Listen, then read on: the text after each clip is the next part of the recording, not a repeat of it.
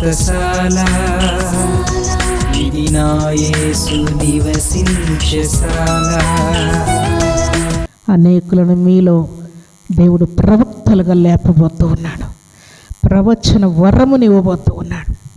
పరిశుద్ధాత్మ శక్తిని మీకు అనుగ్రహించబోతూ ఉన్నాడు.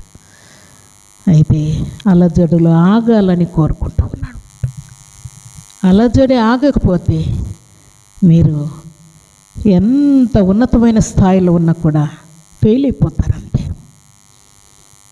అందుకే ఫెయిల్ అయిన వారి జీవితాలు అనేకుల జీవితాలను ఫెయిల్ చేస్తూ ఉంటారు.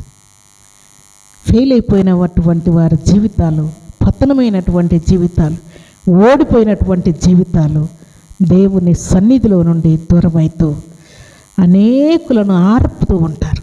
అనేకులను పతనం చేస్తూ ఉంటారు. అనేకులను దేవుని యొక్క కృప కోల్పోయేటట్టుగా చేస్తూ ఉంటారు.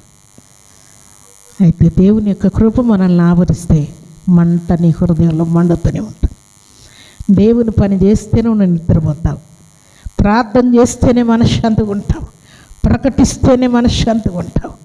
దేవుని ఆజ్ఞానుసారంగా జీవిస్తేనే నువ్వు మనశ్శాంతిగా ఉంటావు. దేవుని సన్నిధికి వస్తేనే మనశ్శాంతిగా ఉంటావు. దేవా, ఎప్పుడు నేను ఒంటరిగా ఉంటానయ్యా నీతో మాట్లాడడానికి, నేను ఎప్పుడు ఒంటరిగా దొరుకుతానయ్యా నీతో మాట్లాడడానికి అని ప్రయాసపడుతూ ఉంటావు. నీకు ప్రార్థన లేని వారు, దేవుని ప్రసన్నత కోనుకోనంటు వారు ఏం చేస్తుంటారంటే, ఎప్పుడు నలుగురిలో ఉందామా, ఇద్దరితో ఉందామా, ముగ్గురితో మాట్లాడదామా, ఎక్కడ గుంపున్నారు అక్కడ కూర్చుందామా, ఎక్కడ ఫంక్షన్ ఉంటే అక్కడికి పరిగెత్తుదామా, ఇది ప్రాకులాడుతూ ఉంటారు. దేవుని ప్రసన్నత కోరుకుంటే ఎప్పుడు మీరు ఒంటరిగా ఉండాలని కోరుకుంటారు. దేవునితో ముచ్చటించాలి. దేవునికి నాకున్నటువంటి బంధం ఏంటని పదే పదే నీ హృదయంలో దేవుడు మంట పుట్టిస్తాడు. ఈ మంటను ఎవరు ఆర్పలేరు, దేవుడు తప్ప.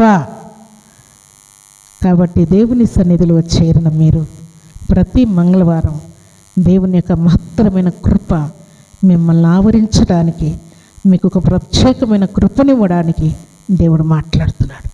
మీరు ప్రవచన వరమును మించినటువంటి వాక్కు మీరు ఎక్కడ పొందలేరు.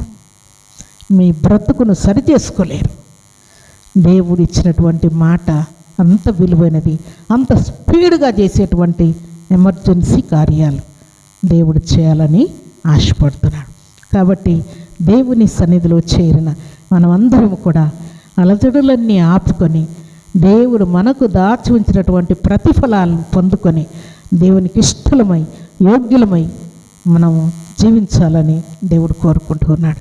దేవుని సన్నిధిలో చేరిన మనమందరం కూడా దేవునితో ఐక్యత కలిగి దేవుని యొక్క మహిమను పొందుకొని, అలాగే దేవుడు మనకిచ్చినటువంటి దర్శన భాగ్యమును కలిగి వెనకంజ వేయకుండా దేవుని కొరకు బలమైన సాక్షులముగా జీవించాలని దేవుడు కోరుకుంటూ ఉన్నాడు. అలాంటి కృపా భాగ్యం సర్వశక్తిమంతుడు అయినటువంటి దేవాతి దేవుడు సర్వసమృద్ధిగా మనందరికీ అనుగ్రహించి ఆశీర్వదించునుగాక. ఆమేన్.